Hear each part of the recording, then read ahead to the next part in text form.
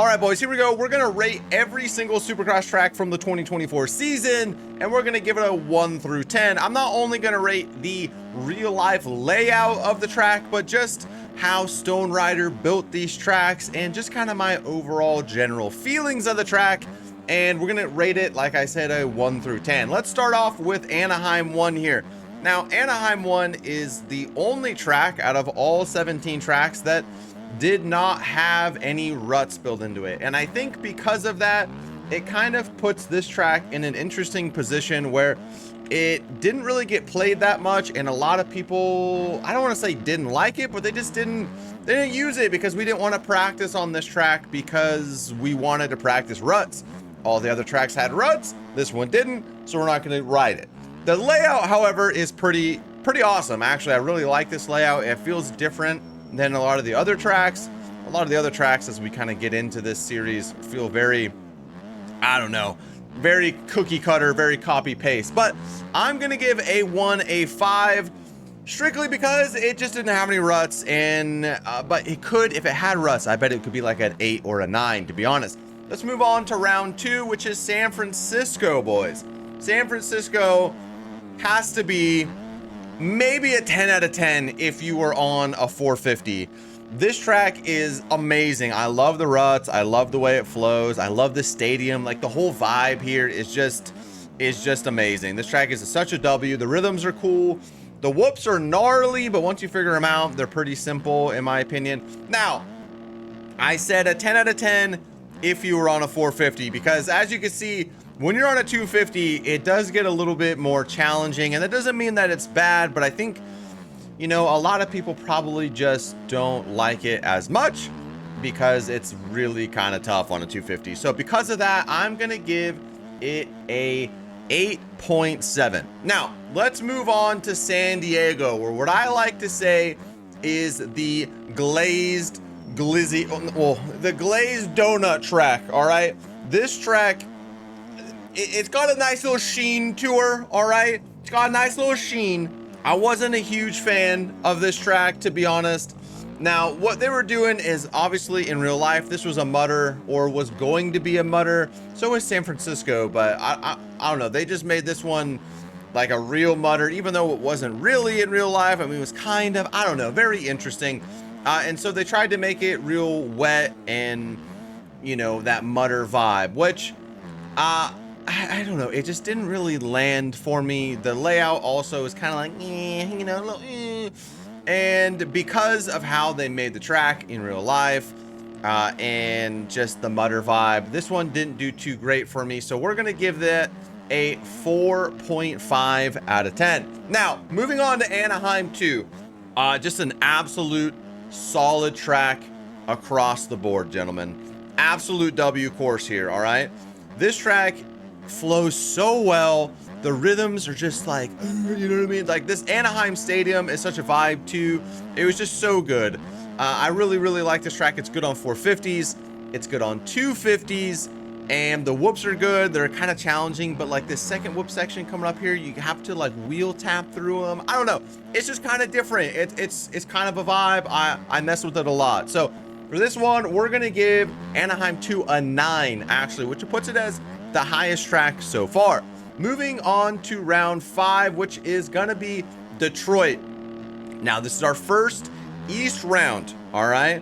And this is where things started to get a little ruddy. Stone Rider let us know that he was gonna be making these East Coast rounds very rough and ruddy, and he kind of did. And this one, now, I will say the real life layout, this section right here, okay, I don't know. What is this, okay? What is this? You could actually like quad, double. This has nothing to do with Stone and everything to do with AMA, like just a strange section through there. The sand section on this track was really difficult. I think caught a lot of people off guard. And this was my first race. I think I would have won this race, but then everything just kind of got away from me and I got punted, and you know, it was just sad. But I am going to give Detroit a 7.8 because it is a very W track. Now, moving on to Glendale, probably the most unique track, and just, this track is huge, by the way. It feels huge. This stadium is insane. But what makes this track even more unique is the dirt soil that Stone Rider used. he used a soil that is a little bit more slippery than the other tracks in the game. So you don't have like just straight, you know, perfect traction. You have to use a little bit of throttle control. It's really not that bad, but it does add another element to this track. This rhythm section right here in particular was very, very challenging for a lot of people, and I think a lot of people really struggle with it. It's a very long rhythm section and just is tough, but overall I actually really like this track. I don't really think people are going to be playing it a lot because of the soil, and people just like to right trigger, and when the soil's slippery they can't do that and they have to use their brains, and we don't like to use our brains. Okay, I don't even really have a good brain at all because I fell down the stairs, but I don't like to use it anyway. So I'm gonna give Glendale a 7.4, and now we're gonna move over to Arlington, boys. Another East Coast track here, okay? Arlington is actually a very large W, I'm not gonna lie. This track's really fun. This jump across the start straight is really enjoyable. This section is pretty tough, you know, pretty difficult, but once you kind of get the vibe going and you kind of get the flow, it's just very good. I think this is probably the track I've spent the most amount of laps on. This is when I switched to the Honda, and I was really trying to get that thing dialed in on this track in particular. Oh my gosh, the whoops are crazy. Pretty fast track, short lap times, very, very fun. We're gonna give Arlington an 8.5. Now, we're moving on to Daytona, all right? Daytona is the next track, and I gotta say, I don't know, of all the years I've been playing MX bikes, I don't know that I've ever had a Daytona that really felt good to me. And I don't know if that's because of the Daytona like track layouts they've been given or what. Sometimes I feel like when we make the Daytona tracks, we try to make them so rough, they almost just feel like outdoor tracks, but with Supercross sections, which just ends up not kind of working in bikes, in my opinion, which is very similar to like Thunder Valley. Thunder Valley has never worked in MX bikes, no matter who's made it. I just don't think that that track works. I don't think it really works in any motocross game, and Daytona's just one of those ones as well. Unfortunately, like, I don't know, I've never really gelled with it, so I'm gonna give Daytona a 6 out of 10. It was not my favorite, and it just, I don't know, just didn't really, I didn't really vibe with it. I wasn't very good at it either, so that could be it. I remember when I was doing qualifying, I was just way off the pace. It just wasn't it. So, not my favorite, but still a W track. Now, moving on to Birmingham. Oh, baby, Birmingham. Brand new stadium, well, not a new stadium, but brand new venue for us, going to Alabama, where the cousins do be friends with each other in a little bit more than they should. And anyway, Birmingham was a track that I really put a lot of time into, and I really just vibed with this track, man. The race went really, really well for me. I had so much fun here, and I did really good in the race. I mean, like, I was super far back at the start, and I came back to like 7th or 6th or something, and it was just good. Really enjoyed this race, and I'm gonna give Birmingham a 9.5, boys. 9.5, that's right. And then now we're moving on to round 10, which is going to be Indianapolis. All right, we're here at Indy, and I'm gonna keep it a stack. I don't like Indy. I've talked to Stone Rider about this. We're good friends. He knows. I just don't like it, man. I don't know what to tell you. It just wasn't. There's just something about it. I think Stone Rider changed up his workflow or the software or something that he uses to make the ruts and the tracks at Indy. And I don't know. I couldn't vibe with it. It just wasn't me. I did not have a lot of fun. So I'm going to rank Indy 4 out of 10. I'm so sorry. I love you. Yeah, I don't know. I just couldn't vibe with it. But let's move on to Seattle next. And Seattle could be the track I have the least amount of time on, but I really do enjoy it. Look at that little like hip into that rut there is so fun. This track is really good on a 450 because there are some massive lines that you can hit, and it's just really satisfying when you hit the lines. On a 250, it's still pretty fun, but like this triple quad, you can go triple quad here actually on a 450. I actually did it on a 250, but it took me like, I think 103 tries or something like that. But this track's pretty fun. It's actually not too hard if you aren't going for the quad. The whips are pretty easy. It's just kind of a good track, good solid track. So I'm gonna give it a 7.5 out of 10. And now we're going over to St. Louis, boys. St. Louis, which is going to be round 12, I believe. And yeah, another track I didn't really have a lot of time on. I think this was a West round, so I didn't actually race this.